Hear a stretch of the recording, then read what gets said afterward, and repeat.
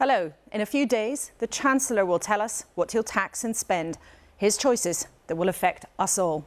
He's here to explain this morning.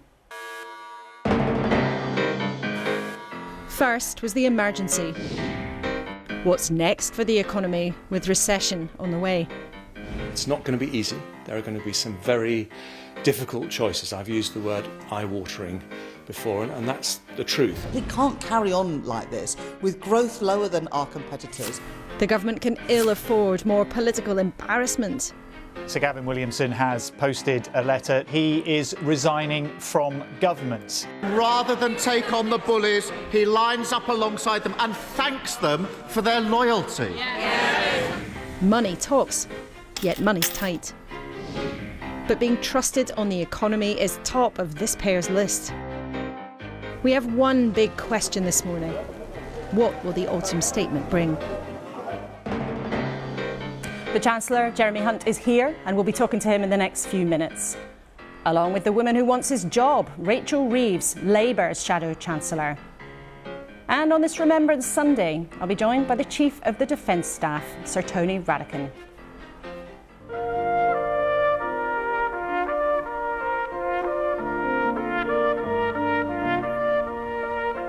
And don't miss that. We will mark this notable day looking ahead to the Remembrance service on BBC One with something truly beautiful. And with me at the desk to help us out through the next hour, the editor of the Financial Times, Rula Calaf, the country's economic referee, Paul Johnson, the head of the Institute for Fiscal Studies, and at this big moment for the country, the historian and TV presenter Simon Sharma is here too.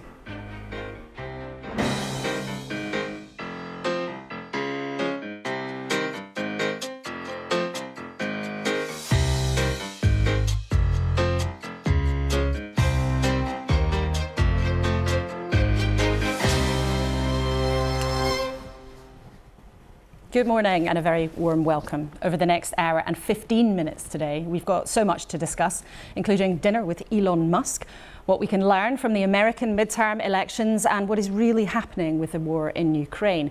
Then at 10:15, we'll hand you to the Cenotaph for live coverage this morning on BBC One of the Remembrance service. But you don't need me to tell you how choppy things have been when it's come to the economy. And in a few days, the government will announce how they hope to make the sums add up. We've carefully chosen a panel of experts to help guide us through what will happen this week. And we have some of your questions as well for the Chancellor and the Shadow Chancellor. But first, Paul Johnson, you're an independent number cruncher. You've studied this stuff for a long, long time. How big is the task for the Chancellor this week? The Chancellor's got some really tough choices. I mean, the Bank of England has told us that we're in recession and likely to stay in recession for some time to come. In those circumstances, you usually want to do something fairly loose fiscally. In other words, maybe cut taxes or increase spending to support the economy. But we've also got, obviously, the highest inflation for more than 40 years.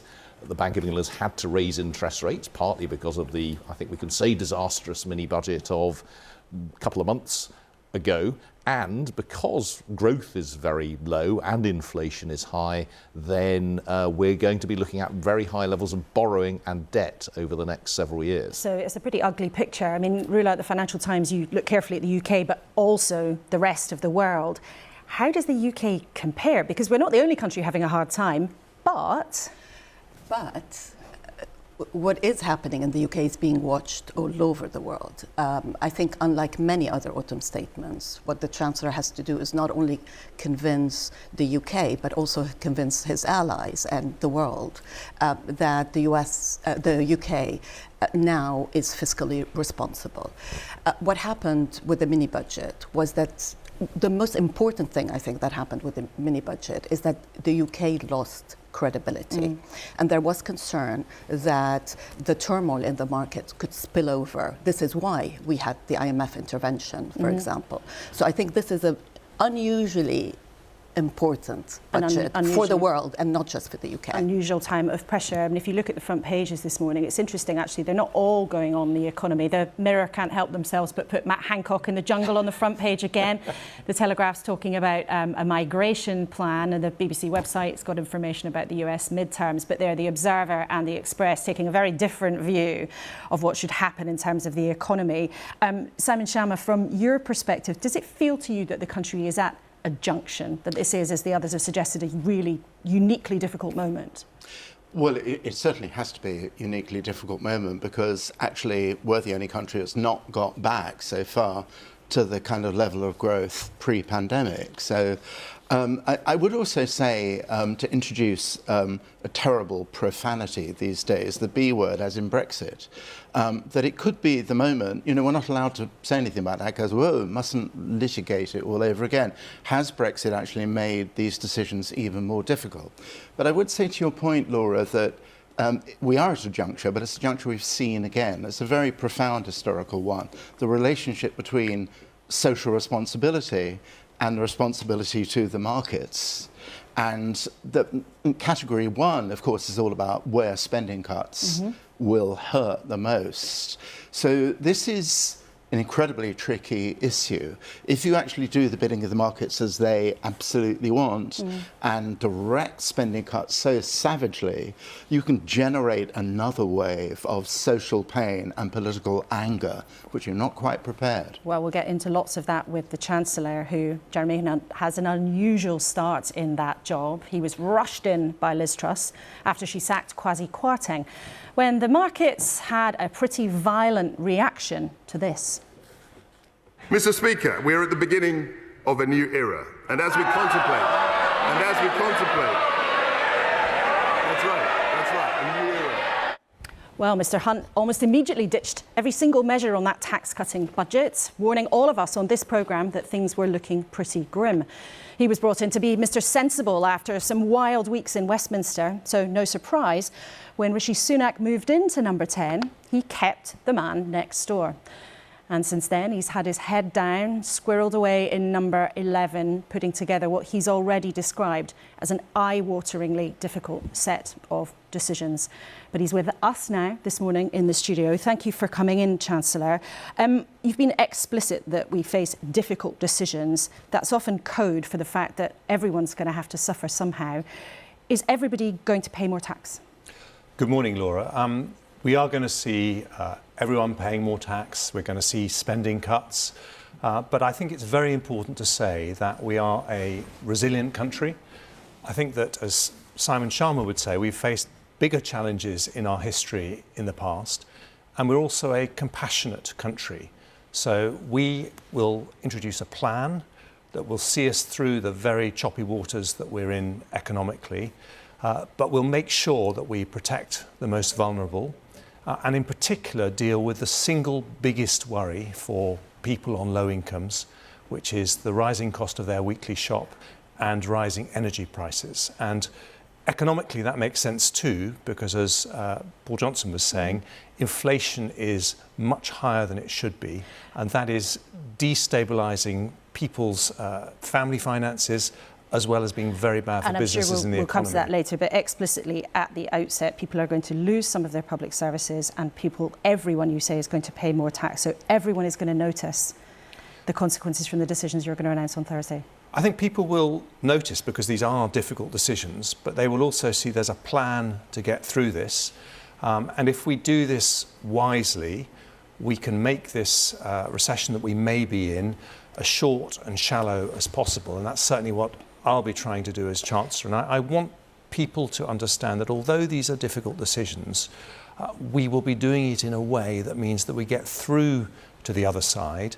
But as a country, I think we know that the way you deal with problems is by facing into them, not by pretending they're not there. And I want to give people the confidence that we are actually doing that. But as a country, though, we go into this in a worse position than most other major economies. Is that because the Conservatives have mismanaged the economy for the last 12 years? Well, there were some mistakes with the mini-budget, and I corrected those within, I think, 3 days of becoming Chancellor. But this is about more than the last decade. I mean, these problems didn't come about during 44 days under Kwasi Kwarteng and Liz Truss, did they? Exactly. And if you look at the last decade, actually we've had the third highest growth in the G7, the biggest global economies, and unemployment is at a 40-year low. But the headwinds we face are being faced, for example, by Germany, which is predicting a bigger fall in GDP as a result of the global energy crisis than we are here. You're seeing higher inflation in the Eurozone and in countries like Germany and Italy. In America, you're seeing taxes go up by $800 billion. So these are global headwinds, and I am very confident that the British economy has some very good fundamentals that will see us through this. At this moment, in a worse position than those other economies that you've mentioned. We can show viewers this graph that shows every other major economy has got back to the size that it was before the pandemic.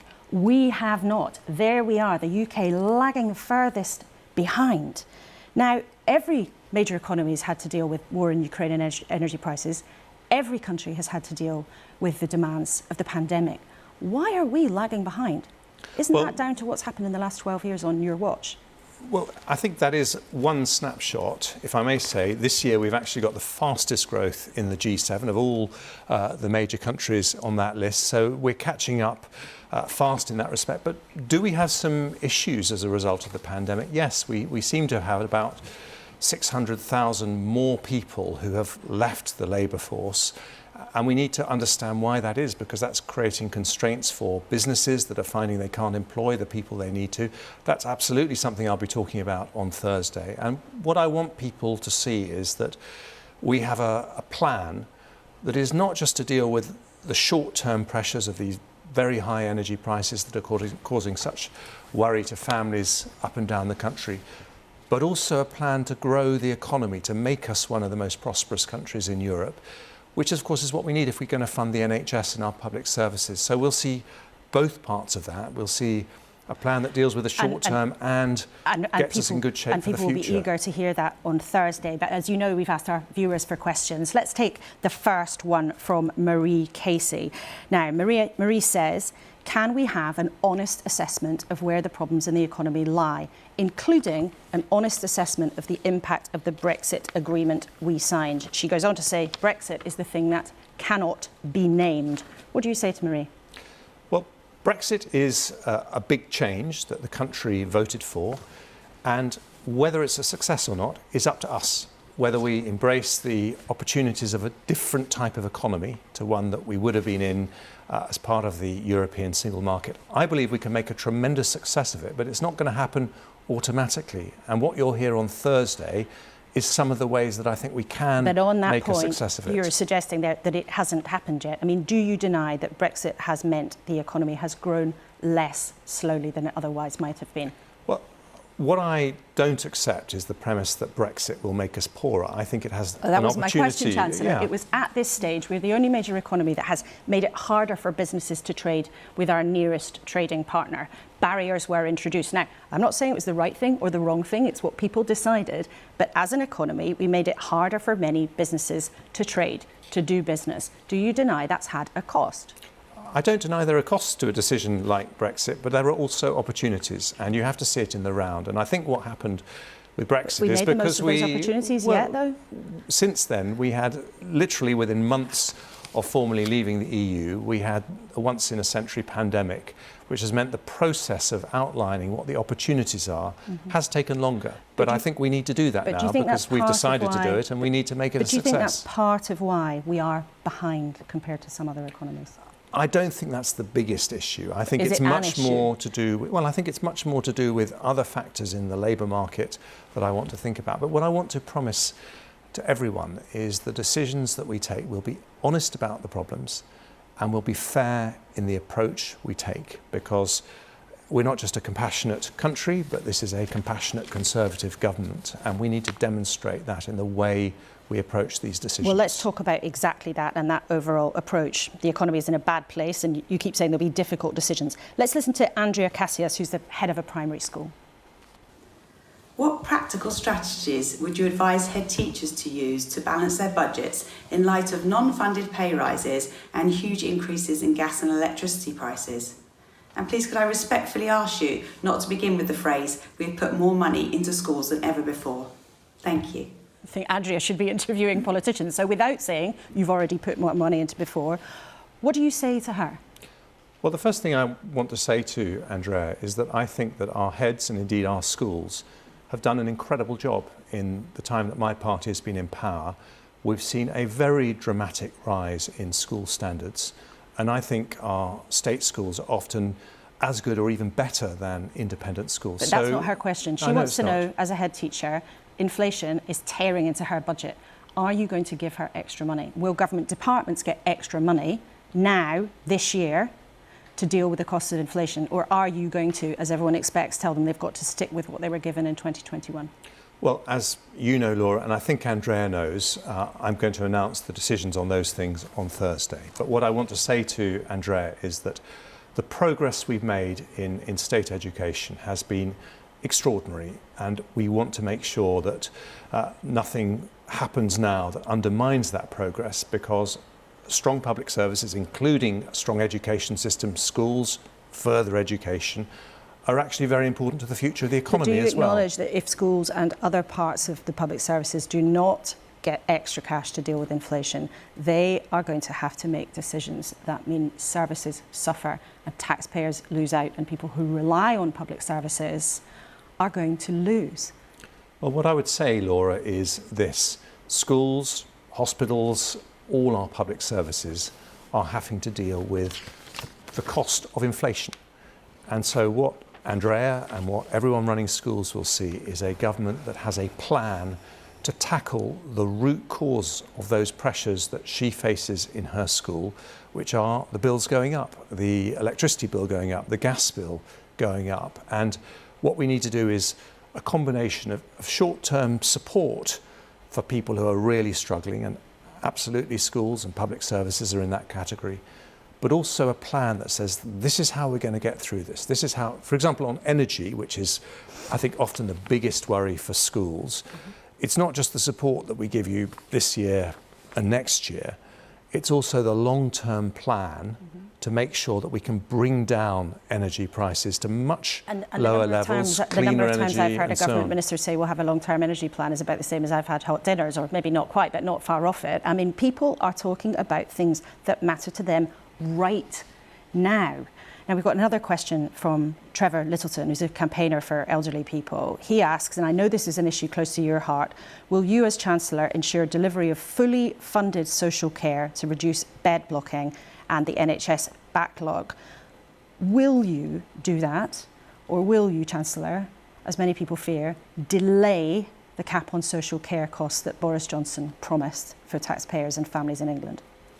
Well, again, without explaining to you now what I need to announce properly to the House of Commons on Thursday, I think I've spent more time involved in the NHS and care system in my time in frontline politics than any other area. And the one comment I would make about that question is that you cannot separate the NHS and the care system. They go hand in hand. If you have a care system in difficulty, those problems end up in hospitals very quickly indeed. And so we have to think of those two sectors together.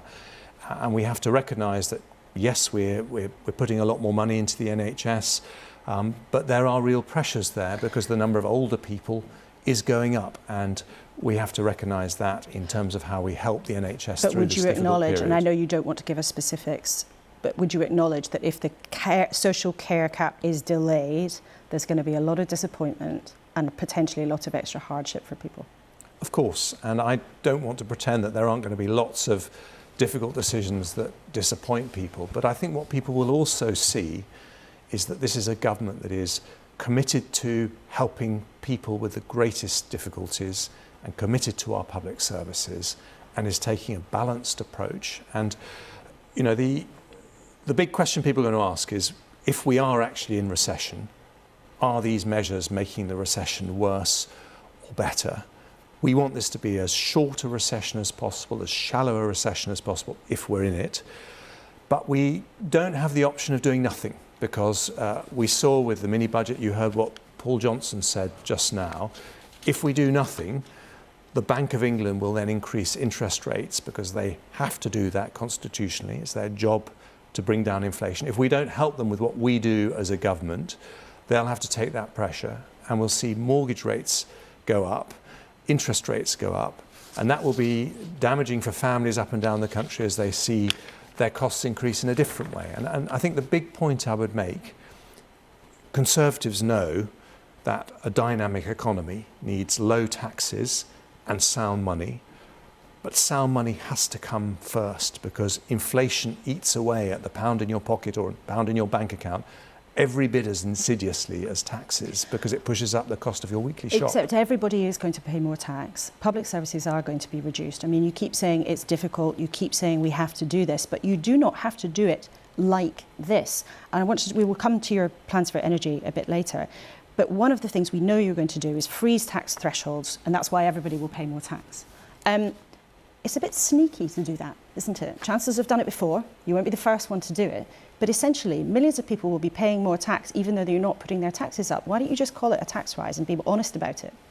Laura, you're being very artful in trying to get me to confirm elements of the package that I announced on Thursday, as I would expect from you, but I'm not going to do that, I'm afraid. It's not about being artful, it's a question of the principle of freezing well, that's what I want tax to answer, thresholds. actually. Yes, I want Right. to answer the principles. The principle I approach is that I'm not going to be hiding anything I do. You know, I'm a Conservative Chancellor, and I think I've been completely explicit that taxes are going to go up. And that's a very difficult thing for me to do, because I came into politics to do the exact opposite. So I will be honest, I will be fair, and it will be a balanced approach that recognises that the economy is struggling at the moment, businesses are struggling, families are struggling, and we need to help people through a difficult time whilst putting in place the long-term plan that gets us through to the other side and allows our economy to take off, as I really believe it can. Well, you've mentioned energy there. Can you confirm you're going to tell us what will happen to people's energy bills on Thursday? I know you won't say what it is, but you are going to do that. Right now, the prices are capped for everyone. We expect you're going to change that. In April, could the average family again be facing bills of £3,000, £4,000? I will explain the support we're giving. I think it's very important that we do support energy bills. I think this was something that Kwasi Kwarteng and Liz Truss got absolutely right, because their price cap But for doesn't who, just... Chancellor? For who? This is the question. I will come to that. Because their price cap didn't just help families that are very worried about energy bills, it also brought down inflation. So it was the right thing to do. It has to be done on a sustainable basis. But the point I want to make is that a proper energy policy, I know you say you've heard politicians say this many times, but a proper energy policy isn't just about the short-term support. It's also about showing people credibly, and I stress the word credibly, that we have a plan that means that we can bring down the price of energy on a long-term basis. And that may be very worthwhile in the long term, but what people want to know this morning is what will happen to their bills in April. Right now, everyone is getting support. That will come to an end, won't it? Well, I will be announcing what will happen from April on Thursday. I'm not going to say now what that is, but will we continue to support people? Yes, we will. Will it be uncapped, unlimited? We have to recognise that one of the reasons for the instability that followed the mini-budget was that people were worried that we were exposing British public finances to the volatility of the international gas market. So there has to be some constraints to it. But yes, we will continue to support families, and I will explain exactly how we're going to do that. But the average family, or just the most vulnerable? I mean, when you haven't got much money to spend, you could quite understand a Conservative Chancellor saying, I'm terribly sorry, we can only afford to help people who are really, really struggling. But energy costs are so huge at the moment, many people who would normally see themselves as being somewhere in the middle are finding it extremely difficult to pay.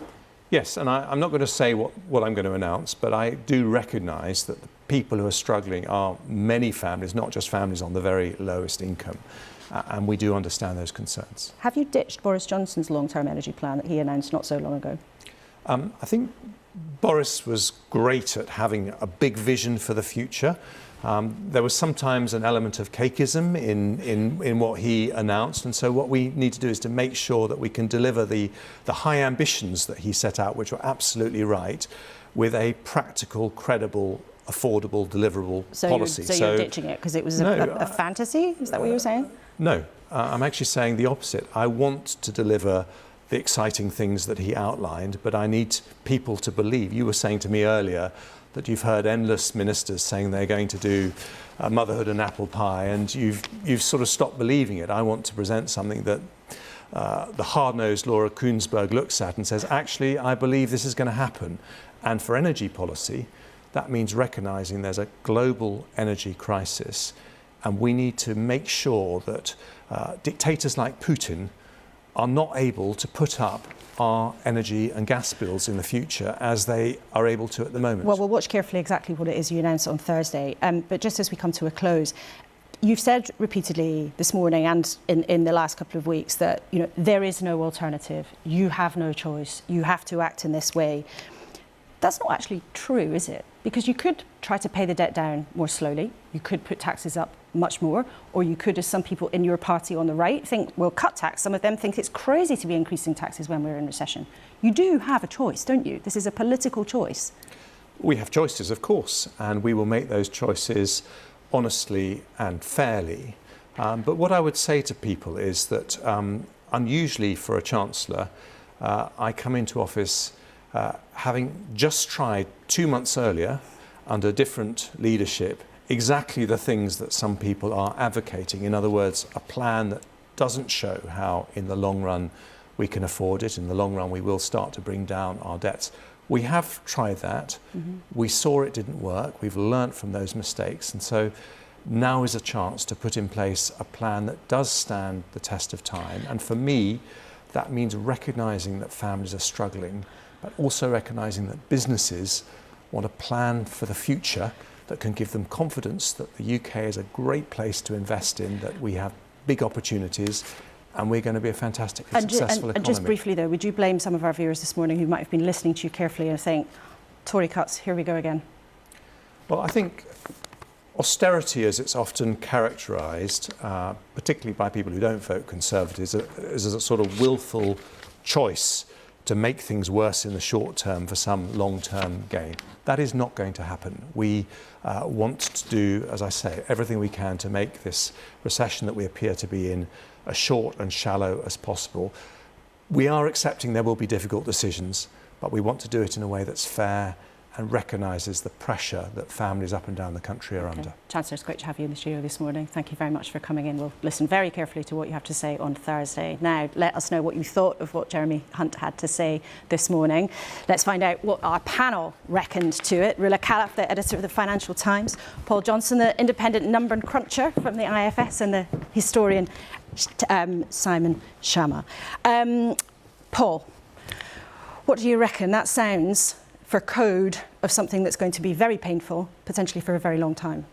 Yes, and I think that's what we've been hearing from the Chancellor for some time. It's very striking, isn't it? He kept saying everyone's going to be paying more taxes. Now, that could mean anything from we'll keep to the freezing of the income tax rates and allowances that's already there, to some substantial additional taxes, whether it's a reintroduction of the national insurance increase, or actually if it's genuinely everyone paying more taxes, the only way you do that is actually by increasing VAT. It's striking, though, to hear that from a Chancellor saying, yes, every single person in the country will pay more tax. Rula? Yes, I think that what you hear, so this is on the negative side. On the positive side, what I hear from the Chancellor today, and is a relief, is that no more fantasy economics here. We are going to be fiscally responsible, and there will be pain, and we will try to spread the pain across. Now, two things that I think are not being said yet in this sort of new era of transparency. One is that the Chancellor has to overcompensate for the mini-budget and for the impact of the mini-budget. And that is a much higher, the cost today is much higher than it would have been a month ago. So the public might suffer more or pay more tax because of the mistakes that Liz Truss and Kwasi Kwarteng made. Absolutely. And the second point is, and I think you tried to address this, is Brexit. Brexit is the elephant in the room. There is no debate today about the cost of Brexit. Yes, there are opportunities in Brexit. We haven't seen them yet. But by focusing only on there are opportunities in the future and not discussing the cost of Brexit, I think that there is more room for transparency. That's what I'm trying to say. Simon, what did you make of hearing a politician speak like that? I mean, he's made a big play of being honest. I'm going to be straight with people. It's going to be tough, but I'm going to tell you the truth. What did you think? Well, it was the mailed fist inside the velvet glove, but the velvet glove was very velvety. That's Jeremy Hunt's speciality. No, I thought, as Paul and Marilla have both said, and you took up the point about Brexit, I think this will actually generate a new debate, not least because the Chancellor did say, well, inflation has a lot to do with the cost of labour. Well, of course, issues on the supply chain and the cost of labour are not entirely unrelated to the fact that agricultural produce is rotting in the fields, that NHS staff has been wounded by the lack of a belt. That's pushed up real wages. So the two things are kind of interestingly connected. And I say just one other thing about is that over the course of the interview, he went from standard Conservative view that we are absolutely committed to helping the most vulnerable to more or less admitting that the most vulnerable is the broad, enormous middle class. Well, we'll see with interest. Yeah, so the broad middle class suffering the pain are going to have to pay more taxes, but they are also people who are waiting 8 hours for an ambulance. Isn't it true, though, Paul, as the Chancellor said, that given what's happened since we left the EU, the unprecedented crisis of the pandemic, things happening with supply chains because of that, global economic turbulence everywhere, isn't it true to say that actually it hasn't been possible to see the opportunities of Brexit yet? And isn't there also a risk for people who are on the other side of the debate to be a bit sort of gleeful and say, well, it was all because of that. I was right. Well, of course, not everything that we're facing at the moment is because of Brexit. I mean, there's been a whole series of things that have happened since then, not least the mini-budget. And the irony of that mini-budget, which was intended to be a tax-cutting budget, exactly as Rula says, is that taxes will be higher than they otherwise would have been because we need to get back to that credibility. That's the real irony of that. But in terms of Brexit, it is absolutely clear if you look at investment or if you look at trade, that has had a substantially negative effect on the UK economy relative to other economies, and that is part of the problem that the Chancellor needs to deal with. Is it the case, as Simon picked up, and it seemed to me, that the middle class is actually going to be hit by all of this because of these tax thresholds being frozen? Is that what's going to happen? Well, everyone's being hit at the moment, and we're seeing possibly a almost record reduction in real household income over this year. I mean, certainly if you look at the current projections, what's happening to real household disposable income in the next year or two, that's falling because obviously wages are rising, but they're not rising as fast as prices, and at the same time taxes are rising. So all of that's hitting households, and with the freezing of tax allowances and further tax rises, yes, I mean, the Chancellor couldn't have been clearer. Everyone's going to be hit by this. And Rula, what do you think that will do to our politics? I mean, it's a pretty tough sell, isn't it? Well, this is the big trick, right? Because on the one hand, they don't have a choice. They have to both raise taxes and cut spending. But what they need to do is be able to tell a slightly different story a year from now, because we have an election. So I think what will be very interesting, and what I'll be watching for, is how much is front-loaded, how much is back-loaded, right? Because it wouldn't be a bad idea from their point of view politically, is to leave a lot of these tax increases to backload them. And then possibly saddle Labour. Find that the rules can't bend after all. Or you might saddle Labour with them. Well, we'll be talking to Rachel Reeves from the Labour Party in just a moment, but you mentioned elections there. I want to talk about the US midterms, which always take ages to count American election results. Now, it looks like, Simon, that against the expectation of the pollsters, the Democrats are going to keep the Senate. They may not also lose the House. So these are the equivalents of the Lords and the Commons, although obviously the history is pretty different. But just to explain to people the upper and lower house, what do you make of what's going on? Because I know you watch American politics very keenly. I do. I live in the lower Hudson Valley. Well, this is an extraordinary day, really. It's a vindication of American democracy, in a way. And I only say that for one crucial reason. In the 1970s, Hannah Arendt, the political philosopher, wrote a wonderful essay called Politics and Lies. And she made a very interesting point, very much out of left field, that lies are exciting. They motivate you because you have a sort of weirdly kind of politico-erotic relationship, really, with the manipulation of the truth. Truth is much harder to defend. You're pompous on the back foot, conservative with a very small c. So the Trump rally was the model of the election was stolen, it was rigged, and so on. And what's been extraordinary about this election, and nobody, including me, thought would happen, was that in almost every case, except a few cases, the most vehement deniers of the truth, the election truth, have all been defeated.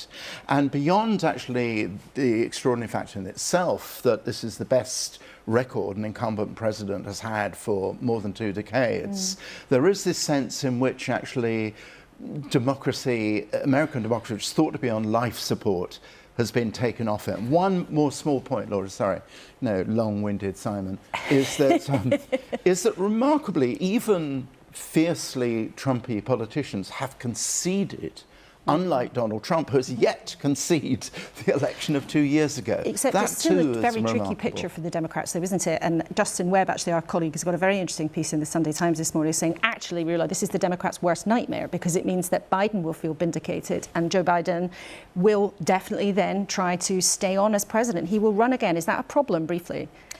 It is a problem, but I would suggest that we all focus on Jill, because it's very possible that Jill will tell him not to run. Really, you think? Oh, absolutely, yeah. I think there's a big chance that he doesn't end up running, although he told us he would be running. But you think But he did Dr. say his wife also will tell very him not to? specifically is he will be discussing it with Jill. Yes, family consultations. OK, well, let's see about that. It'll be fascinating to watch if that comes to pass. Rula, briefly, Elon Musk has also been in the news a lot. He's bought Twitter. It's been in the news too much. He's certainly given you and other people a lot of headlines. You're one of the few people in this country that has recently spent some time with the billionaire Twitter owner, Rocket Man, whatever else you want to talk to him. I just have to ask, what's he like and what's he up to? He's like, I think the way I described him in the dinner, it's like two people. It's combined. On the one hand, you have an inventor, a builder, someone who has a mission and wants and will fight for this mission. And on the other hand, you have a sort of a kid, a troublemaker, mischievous, who doesn't really believe in rules, doesn't really believe in the rule of law itself. And the combination can, in some cases, bring genius, and in some cases, bring disaster. Did you and like I think him? I was intrigued. I was intrigued. Very intrigued. Could be a yes or a no. Nicely handled. Very curious. Paul, we're about to speak to Rachel Reeves, the Labour Shadow Chancellor. How do you think she can position herself here? We've heard from Jeremy Hunt already. What do you think Labour are trying to do here? Well, they've got a really difficult position, actually. I mean, if Labour win in a couple of years' time, it's not going to be like 1997.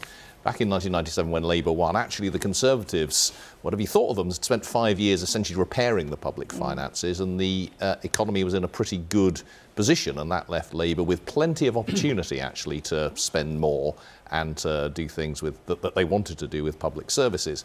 Come 2024 or 2025, that's not going to be the position. We've seen the economy is likely to be in a difficult place, possibly recovering, but the public finances not with lots of money around. So if Labour want to do a lot of the things that I think they want to do, they're going to have to think quite hard about what they're going to do on the tax side as well. And of course, that's a very difficult sell before the election, because miserable sods like me, when it comes to their manifesto, are going to say, well, how are you going to pay for all this? Oh, dearie me. Well, you've described yourself as a miserable sod, and Jeremy Hunt said I was hard-nosed. Let's see how many insults are going to be flying by the end of the show. Let's see then what Labour does have to say this morning. We've heard about the choices the government is making from Jeremy Hunt. We've heard that it's not going to be a pretty picture on Thursday. Thank you so much for your questions you sent in for him. And remember, you can still get in touch today with any of your thoughts or questions. You can email us at kuenssberg.co.uk or use the hashtag BBC Laura K, or follow the conversation on the BBC Live page at bbc.co.uk/news. But we have questions from you for Labour too, and we can join Rachel Reeves from Leeds. She's there today rather than in the studio because of a remembrance service in her constituency later. So welcome to you, Rachel, from Leeds this morning. Good morning. Do you agree that there's going to be a big hole in the government finances in the order of tens of billions of pounds? Well, it is disappointing that we still don't know the state of the public finances. The last Chancellor gagged the Office for Budget Responsibility, so we haven't been able to see the details of what our public finances or the state of the economy are. I think there are two important things that I'm looking for from the Chancellor on Thursday and that I would prioritise if it was me as a Labour Chancellor making the autumn statement. The first is about fair choices to manage the public finances, and the second is a serious plan for growth to stop us languishing at the bottom of the global league tables of growth and instead seize some of the big opportunities for the industries of the future and investment and jobs here in Britain. But do you agree on principle, Rachel, that there is this gap, this black hole as some people call it? Do you agree with that assessment, that whether it's a Conservative government or whether you became the Chancellor tomorrow, there is a gap between what the government is expecting to have back from taxes and what they're able to spend? But there is clearly a gap. We don't know the scale of it yet, and that is disappointing. It's why I've already started setting out some of the tax changes that we would make and we would prioritise. For example, the Prime Minister is flying off to the G20 summit later today. There is already global agreement to get global multinationals to pay their fair share of taxes in the countries in which they operate. And, you know, some of these global multinationals, they can afford to fly to space, but they can't afford, apparently, to pay their taxes here on planet Earth. That needs to change, and under Labour it would. We think it could bring in, for Britain, up to £7 billion a year. So that's one of the choices that we would be making in an autumn statement this week. And there are also, just on the issue that we've discussed, in fact, on many occasions, Laura, around the windfall tax. The Prime Minister, when he was Chancellor, slow-pedalled on introducing a windfall tax. And the energy profits levy that eventually he came up with means that Shell is actually paying none of it in Britain. Now, we would reform that energy profits levy to make it a proper windfall tax. And we think by backdating it to January, when those windfall profits from war started to come into the coffers for those energy companies, extending it via an additional 2 years, closing some of those loopholes and putting up that tax rate so it matches the level of taxes of energy companies in Norway, we believe that could bring in an additional £50 billion. So it doesn't just have to be heaping the pressure on ordinary working people, which is the message that we heard from Jeremy Hunt earlier in the programme. Fairer choices are possible. But there's always, Rachel Reeves, huge scepticism about what those taxes could actually bring in. And actually, we understand the government is also going to extend their windfall tax or energy profit levy. They're probably going to put it up by 10% and apply it till 2028. So they are doing that.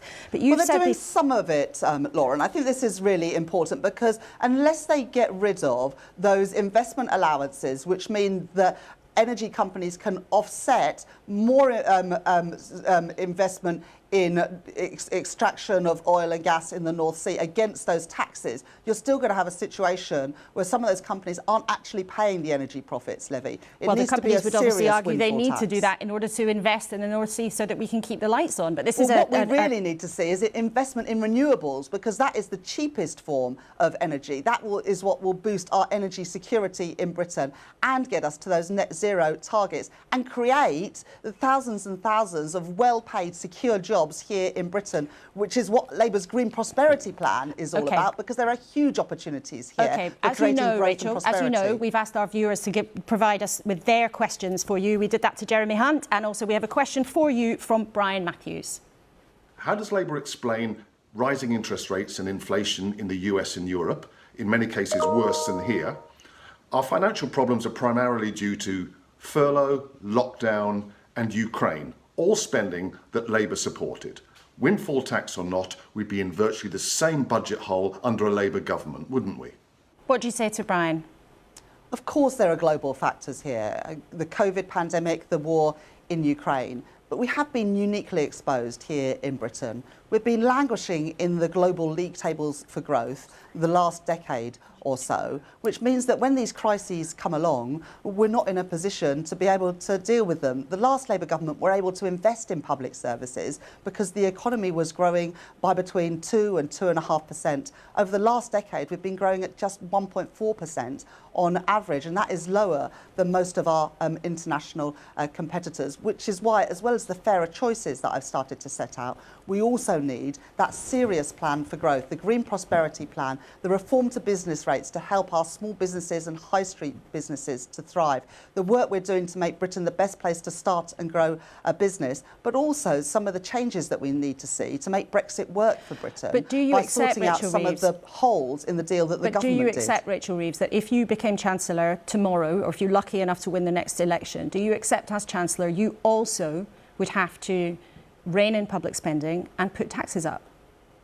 Well, I've already set out some of those tax changes that an incoming Labour government would make. I do recognise that an incoming Labour government will not be able to do everything that we want as quickly as possible. And that is frustrating because the way that the government have managed our economy and our public finances this last decade means that we've both got public services on their knees and public finances in a mess. And an incoming Labour government will inherit that. I've set out a set of fiscal rules, as you know, Laura, and that says that everything in our next manifesto will be fully costed and fully funded. So we recognise we're going to inherit this mess. It will put constraints on us, but it's important that we get both the stability and security that we need in our economy. And we know from reports today that that failure to do that by the Conservatives has cost us £30 billion. But Rachel Reeves, you're rather trying to have. But Rachel Reeves, you're rather trying to have it both ways, aren't you? Because you accept, actually, as the Conservatives do, that you would have to get a grip on public spending. You accept that you would have to put taxes up,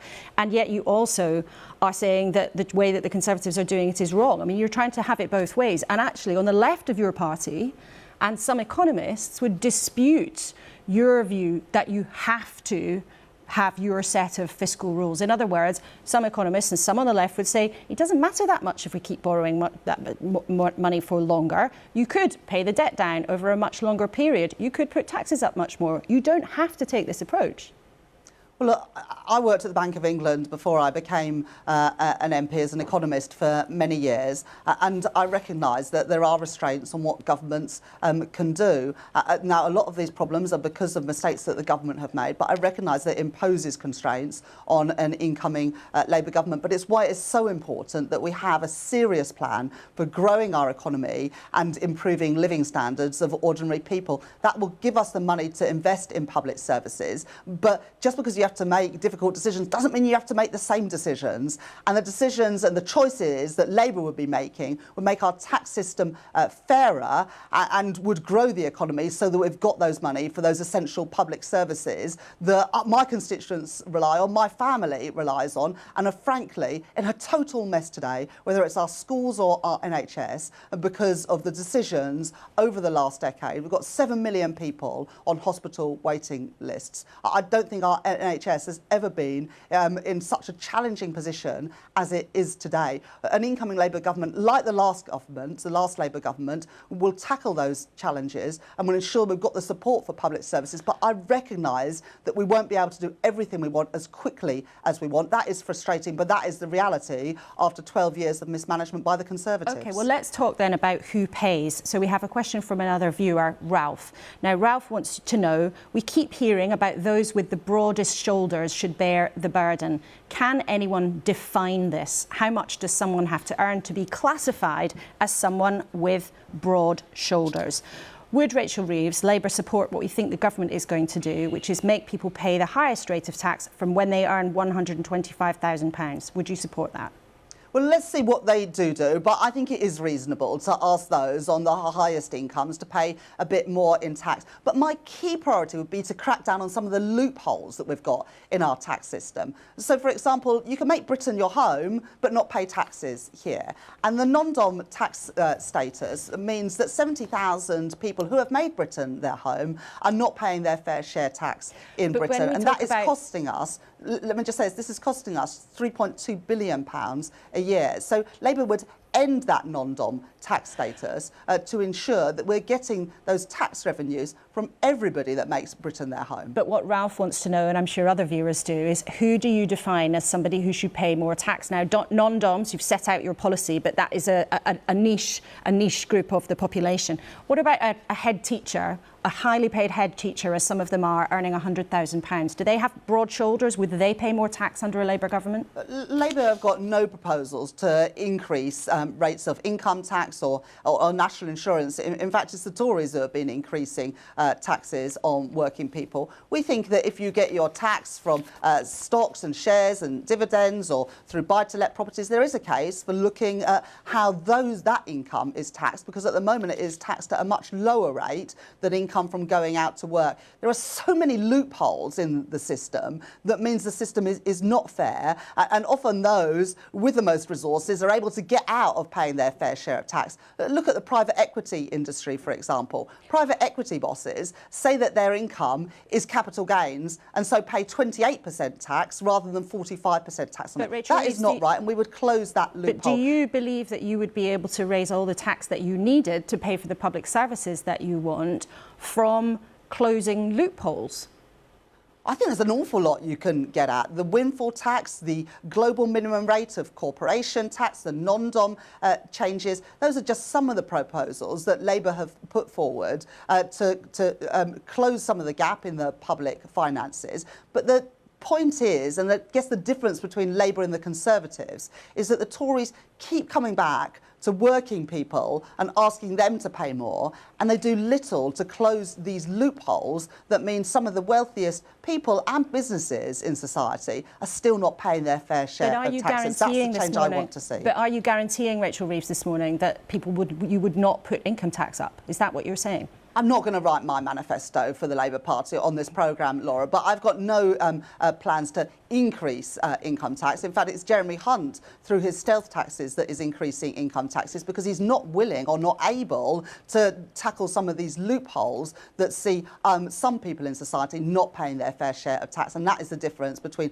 what Jeremy Hunt will be doing on Thursday and what I would be doing if I was Chancellor of the Exchequer. Now, if you were Chancellor, what would you do about an issue a lot of people are very interested in, climate change?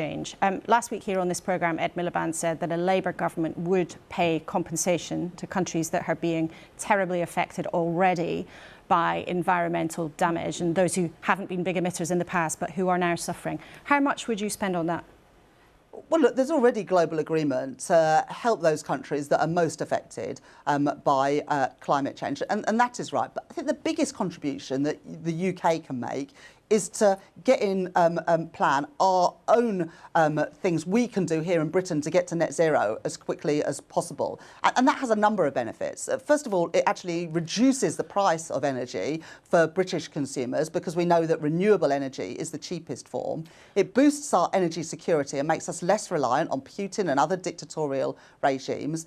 And through that investment, we can create those good quality, well-paid, secure jobs all across Britain in carbon capture, in green hydrogen, in floating offshore wind, in green steel. Jobs of the future, paying good wages in former industrialised communities and in our coastal communities. And it gets us to net zero and playing our role in the global field in getting to net zero and passing on to our children and grandchildren a green and inhabitable planet. But it has the huge benefit of ensuring good quality jobs here in Britain. And I want to seize those opportunities because some country in the world is going to be the global leader in these industries, and it can and should be Britain. Rachel Reeves, thank you so much for joining us on the programme this morning. I'm sure in the run-up to the election in the next weeks and months we'll talk a lot more about those plans you were just outlining there, but thank you very much for being with us this weekend. Now, I reckon every Sunday is special. We get to have these kind of big conversations about what's going on in the world. But this Sunday, every year, is a special conversation. It's a moving and sombre moment. The service of Remembrance, live from the Cenotaph, starts straight after this show on BBC One. And a familiar face on Sunday morning, Sophie Rayworth, is there for us today. Good morning from the Cenotaph and a very misty Whitehall. And what a morning it is going to be. 9,750 veterans. That's how many are expected to take part in the march past today. One of the biggest that we have seen in many years. And also the public. 10,000 people are expected to gather here in Whitehall. They're arriving now. Many of them have been waiting since 7 o'clock this morning to make sure that they can be here to take their places and watch the march past. Well, I'm joined by a man who has been here many times and will be marching again today, Terry Bullingham, who is marching with Blind Veterans UK. And Terry, lovely to see you. It's particularly poignant for you, isn't it? Because it is the 40th anniversary of the Falklands War in which you served. Yes. And I was on the HMS Antrim, County Class Destroyer, looking after Humphrey, the embarked anti-submarine helicopter. And we were in San Carlos water, 21st of May, protecting Cambridge. He's starting to disembark the troops. And we had 4 Skyhawks did a low pass over us, bombed us, but they didn't go off, thank goodness. And at the same time, preoccupied, on the flight deck, 2 Argentinian Mirage fighters came down, probably 500 knots, 50 feet, incredible sort of speed. And the last thing I actually saw was a star on the side of them, and the cannon showing in the water pointing at me. And I got shrapnel in my eyes, and I totally blind ever since. What does it mean to you to be here today? It's an absolute privilege. The atmosphere that we, of course, viewers aren't going to pick that up, but to actually be here is a privilege, and hear Big Ben strike at 11, wonderful. And I think of lots of people from the Falklands and from Afghanistan and Iraq, but mainly from the Falklands, Fleet Arm people. HMS Glamorgan, which was our sister ship, took her exocet in the hangar on the 12th of June, just before the end. And I lost 6 good friends there. And there were other Fleet Arm people who died. And I met people from 2 para, 3 para, really involved. And we had a comradeship. Yeah. You come back here year after year, don't you? I think more than 30 years you have come. But particularly important to be here this year. Yes, yes. Well, I marched with the Blind Veterans contingent. I'm proud to march with them. They gave me my life back in 1982, taught me to read Braille, taught me to type. Men didn't type back in 1982, and taught me to get around with a long cane. And without that training, I'd have been up the creek without a paddle. So I'm always grateful to them. Terry Bullingham, thank you so much for talking to us this morning. Sophie. Thank you very much. Thank you. Now, one of the most important people at that ceremony later will be the Chief of the Defence Staff, Admiral Sir Tony Radakin. He was here a little earlier. Okay. Admiral Sir Tony, thank you for coming in. This will be the first Remembrance Sunday that Her Majesty the Queen won't be there. Will it be different? It will be a little different, but much of it is the same. This is an enormous moment for the nation every year. It involves the whole nation, so clearly in London, but also Edinburgh, Cardiff, Belfast, all of our cities, our towns, our villages, all around the globe. And it's a special moment where we pause, we reflect, and I think it does have additional poignancy, particularly with the loss of Her Majesty the Queen.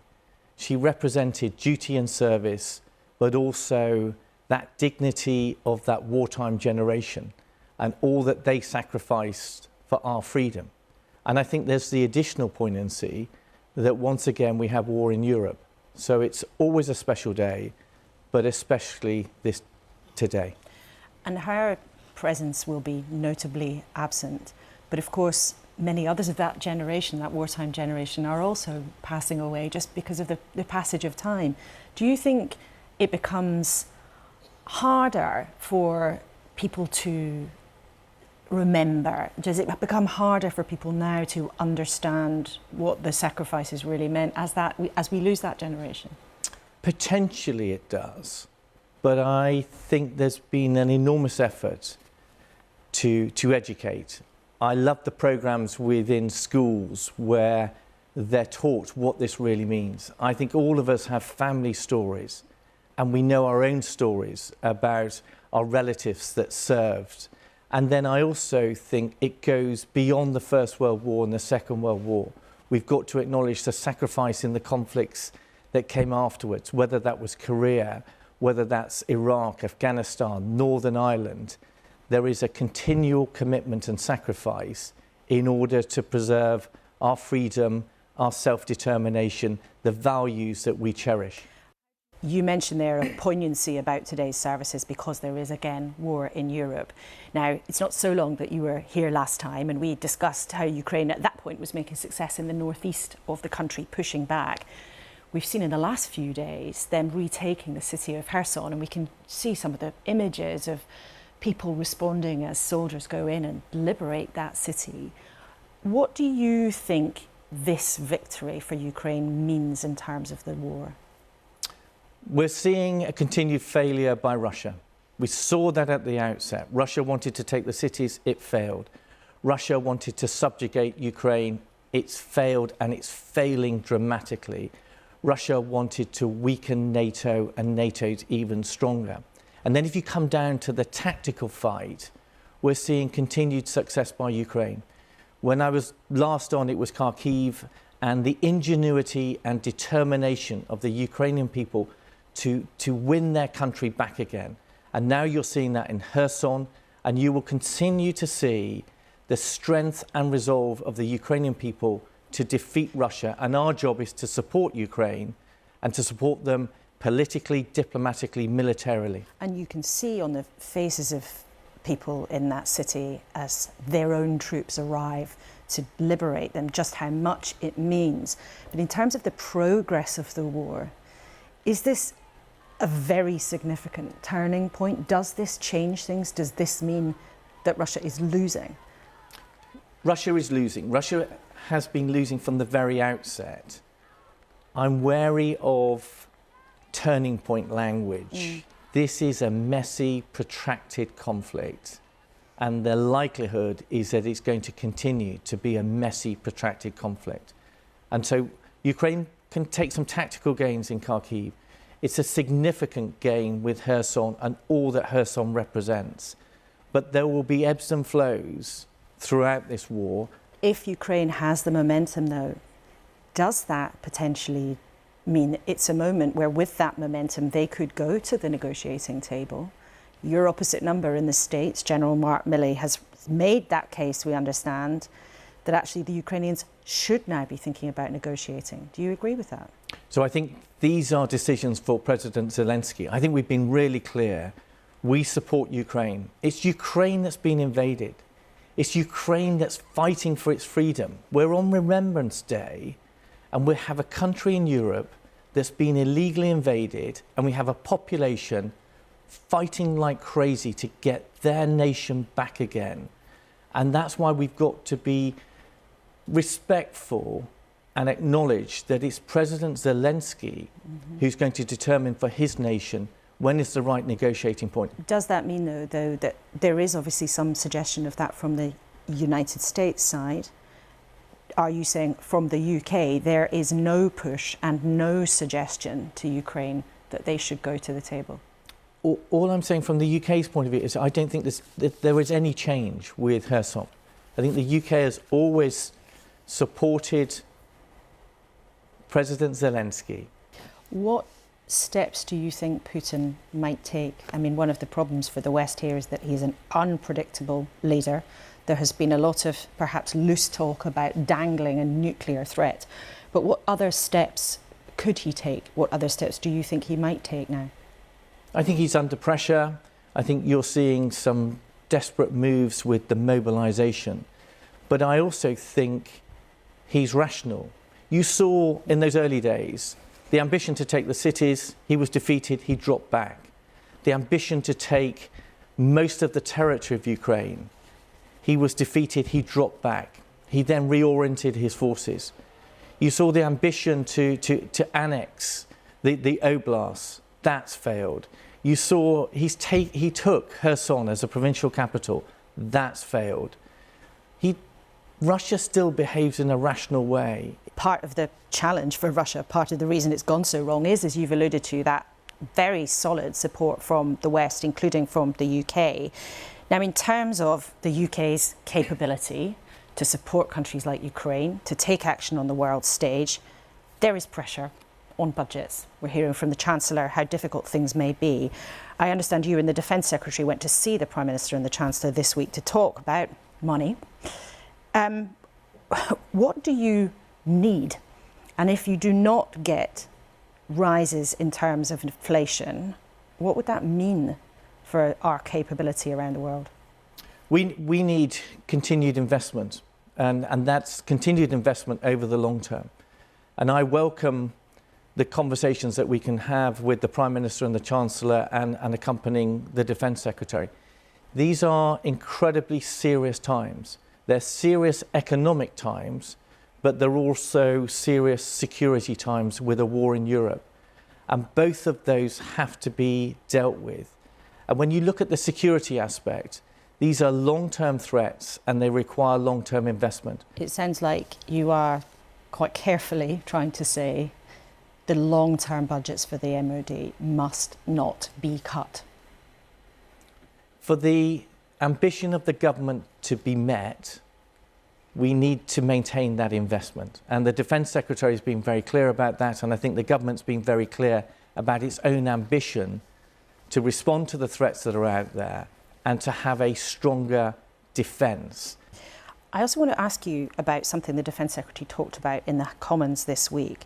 He revealed a British RAF plane on patrol over the Black Sea in September was interacted with, whatever that really means, by Russian aircraft. Now, he said that a Russian aircraft released a missile in the vicinity of a British plane. You may not be able to tell us very much, but that sounds like something very serious. Can you tell us what really happened? I won't go into the detail of that, but it's a reflection that when we have this close interaction between Russia and NATO forces, we have to maintain our professionalism. We have to maintain our commitment to fulfill our task, but to avoid miscalculations. And both of us have to have the right communication between our nations to ensure that we don't have miscalculations. And there was a potential risk of a miscalculation in that scenario, and fortunately it was averted. These cases are abhorrent. They are not our values. They're not the values that we're reflecting on Remembrance Day and the sacrifice and integrity of those that have gone before us. And there is no place for that abuse in our services. And we've got to root it out. We've got to be really clear with our leadership.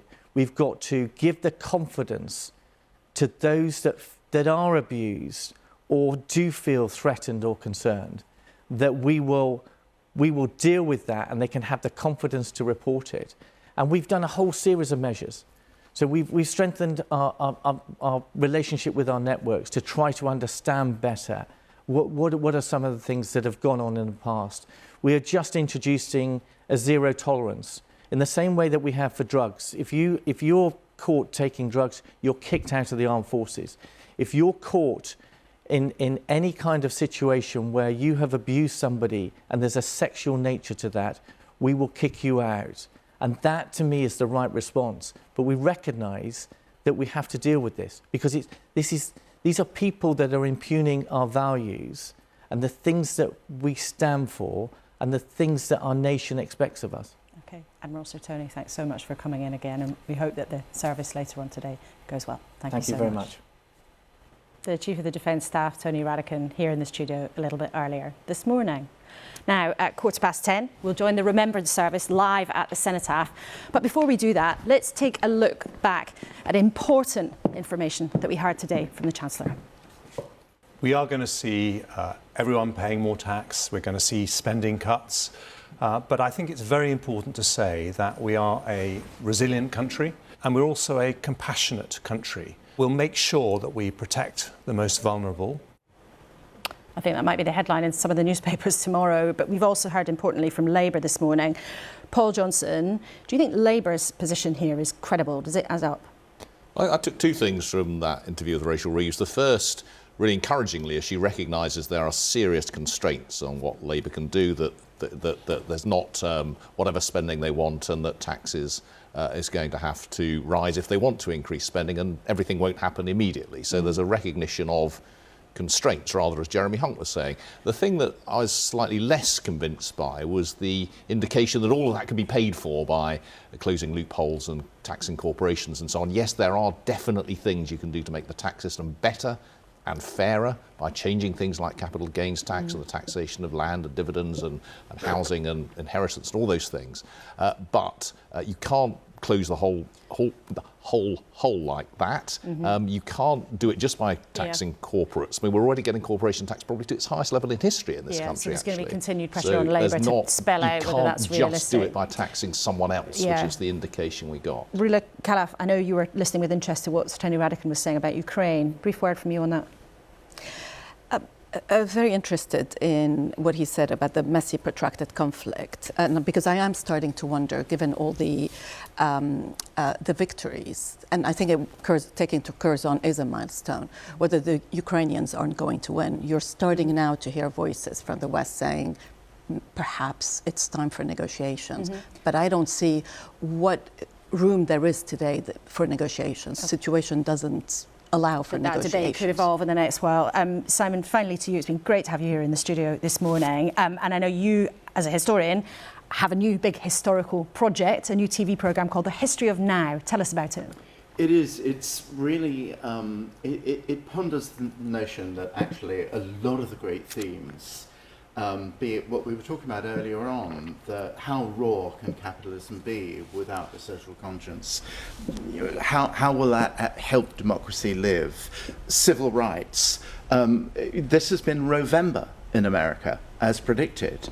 The notion that second wave feminism had won irreversibly, was reversed by the Supreme Court. So the programs deal with these things that happened during my lifetime, and how the arts and culture, we've been talking politics, that's your job, Laura, but I want to say, especially in light of cuts, the arts are not a luxury. We feature George Orwell, James Baldwin, Ai Weiwei. They change minds. Poems can't stop tanks, but wow, they can change history. That's what the series is about. Well, that big idea is in a big conversation, and viewers can look forward to that on BBC Two from Sunday the 27th of November. Yes. Thank you so much to all three of you for being here this morning and helping us through some chunky debates and grappling with some big issues. And we know one thing now, we are all going to be paying more tax, and the public services that millions rely on are going to be hard pressed. I think we're seeing the backdrop for the next election emerge, an argument over how to make the best of a bad situation for the economy. Maybe not so much a struggle for hearts and minds. We will see. As ever, you can catch up on anything you've missed this morning on the iPlayer later, but let's call time now on the political battles. I think Simon might already have done that. But as I promised you we would do on this programme, on occasion we will bring you something unashamedly beautiful to savour. Now, the last post always signifies the end of the day, but today on Remembrance Sunday, it maybe has a special resonance. So let's hear an incredible version of that piece of music just for you. So before we cross to the cenotaph for the Remembrance Sunday service, I'm delighted to leave you with the pianist Alexis French and the trumpeter Aaron Akubo. I'll see you next week. Goodbye.